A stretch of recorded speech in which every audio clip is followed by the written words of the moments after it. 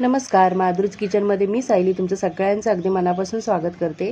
आज ना मी एक पारंपरिक रेसिपी करून दाखवणार आहे आणि ती म्हणजे कापण्या आणि ह्या आषाढ महिन्यामध्ये केल्या जातात। तर त्या कशा करायच्या ते तुम्हाला दाखवते। तर इथे बघा मी एक पातेलं घेतले आणि त्यामध्ये ना बारीक चिरून 2 कप मी गूळ घेतलेला आहे। 2 वाट्या गूळ घेतला आहे, त्यामध्ये 2 वाट्या पाणी घातलेलं आहे आणि आता हा मी गॅसवरती ना फक्त गूळ विरघळवून घेणार आहे। हे बघा अशा प्रकारे। आणि आता तो ना आपण बाजूला थंड करायला ठेवूया। याचा पाक वगैरे आपल्याला करायचा नाही, फक्त आपल्याला तो वितळवून घ्यायचा आहे। त्यानंतर मी एक परात घेतले, परातीमध्ये ना 3 वाट्या मी इथे गव्हाचं पीठ चाळून घेतलेलं आहे। त्यामध्ये अर्धी वाटी बेसन पीठ घेतलंय, चवीनुसार मीठ घालायचं आणि 1 चमचा मी सुंठ घातलेली आहे यामध्ये। आणि त्यामध्ये आता आपल्याला मोहन घालायचं आहे। तर इथे मी 2 चमचे कडकडीत असं तेल गरम करून घेतलंय आणि आता या पिठामध्ये आपण ते तेल आहे ते घालून घेऊया आणि नंतर गरम आहे ना म्हणून आपल्याला चमच्याने ते मिक्स करून घ्यायचं अगोदर। त्यानंतर हाताने पूर्णपणे हे पीठ आहे ते पीठ आणि तेल एकत्र करून घेऊया। तर आता मी हे बघा हाताने व्यवस्थित असं मिक्स करून घेतलं। हे बघा असं व्यवस्थित मिक्स करून घ्यायचं आहे आणि यामध्ये आता मी हा गूळ आहे ना आपण जो पाक करून घेतलाय म्हणजे विरघळवून घेतलेलं आहे गुळाचं पाणी, ते यामध्ये गाळणीने गाळून घ्यायचं। हे बघा आणि थोडं थोडं करून घालायचं आहे आणि पिठाचा गोळा छान असा मळून घ्यायचा आहे इथे। तर मी इथे 2 वाट्या गूळ घेतला होता आणि 2 वाट्या पाणी घेतलं होतं आणि इथे 3 कप मी गव्हाचं पीठ घेतलेलं आहे।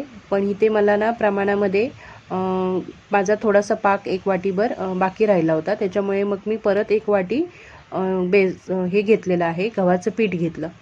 त्याच्यामुळे एकूण माझं पीठ आहे ना ते 4 वाट्या मी इथे पीठ घेतलेलं आहे, इथे बघू शकता तुम्ही। आणि त्यामध्ये आता हा पूर्ण पिठाचा गोळा मी मळून घेतला। हे बघा अशा प्रकारे मळून घेतलेला आहे मी। आणि आता ना आपल्याला आणि घट्टसर मळून घ्यायचं, एकदम पातळ वगैरे नाही। आणि आता 15 मिनटं आपण हा झाकून बाजूला ठेवूया। 15 मिनटानंतर ना हे बघा आता इथे तुम्ही बघू शकता छान आपला हा पिठाचा गोळा भिजलेला आहे। हलकासा असं मळून घ्यायचा, त्यानंतर त्यातला एक गोळा बाजूला काढायचा। हे बघा अशा प्रकारे आणि तो गोल करून घ्यायचा आहे आणि आपल्याला लाटून घ्यायचं आहे। आता ही इथे पोळी लाटताना ना थोडीशी जाडसरच लाटायची आहे। हे बघा पातळ नाही लाटायची, पातळ लाटली ना तर आपल्या ह्या कापण्या आहेत त्या कडक होतात, त्याच्यामुळे थोडीशी जाडसरच लाटून घ्यायची आहे। इथे आता तुम्हाला दाखवते बघा मी। हे बघा लाटून घेतले आणि हे बघा अशा प्रकारे जाडसरच ठेवायची थोडी। तर आता याचे ना आपण याला कापण्यांचा आकार देऊया। तर हे बघा पहिल्यांदा सुरीने ना असं कट करायचं, उभे काप द्यायचे, थोडेसे मोठा भाग घ्यायचा आणि असं कट करायचं आहे। हे बघा या प्रकारे इथे बघू शकता तुम्ही, या प्रकारे असं कट करून घ्यायचं। आणि ह्या आषाढ महिन्यामध्ये केल्या जाणाऱ्या खास करून कापण्या आहेत आणि गूळ आणि गव्हाचं पीठ वापरून केल्या जातात आणि खूप छान लागतात या। हे बघा आणि त्यानंतर पोलपाट आहे ना थोडासा तिरपा करायचा आणि हे असं परत त्याला असे काप द्यायचे आहेत, म्हणजे त्याला कापण्यांचा आकार छान असा येतो तिरपा। हे बघा अशा प्रकारे। तर आता ह्याला सगळ्या मी कापण्या करून घेते आणि त्यानंतर तुम्हाला दाखवते। हे बघा आता आपण एका प्लेटमध्ये काढून घेऊया आणि ह्या सगळ्या कापण्या मी अगोदर आता लाटून घेणार आहे आणि त्यानंतर आपण मग तळण्याची प्रोसेस आहे ती तुम्हाला दाखवते मी। तर इथे आता तुम्ही बघा कढईमध्ये तेल गरम करून घेतलं आणि सुरुवातीला थोडंसं कडकडीत असं तेल गरम करून घ्यायचं आणि मग आपल्याला गॅस स्लो करायचा आहे आणि स्लो गॅसवरतीच आपल्याला ह्या कापण्या आहेत त्या तळायच्या आहेत।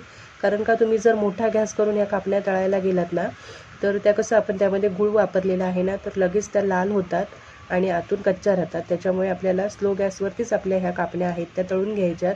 आता इथे तुम्ही बघू शकता छान आपल्या ह्या कापण्या तळल्या गेल्यात। हे बघा तर आता मी एका बाउलमध्ये काढून घेतल्या आणि अशाच प्रकारे बाकीच्या ज्या कापण्या आहेत ना त्या मी आता तळून घेणार आहे एक एक करून। हे बघा 2-3 बॅचमध्ये ना आपल्या ह्या कापण्या तळून होतात आणि हे बघा एकदम स्लो गॅसवरतीच आपल्याला तळून घ्यायच्या आहे। तर आता इथे तुम्ही बघू शकता सगळ्या कापण्या आहेत त्या मी तळून घेतलेल्या आहेत, खूप छान झालेल्या आहेत।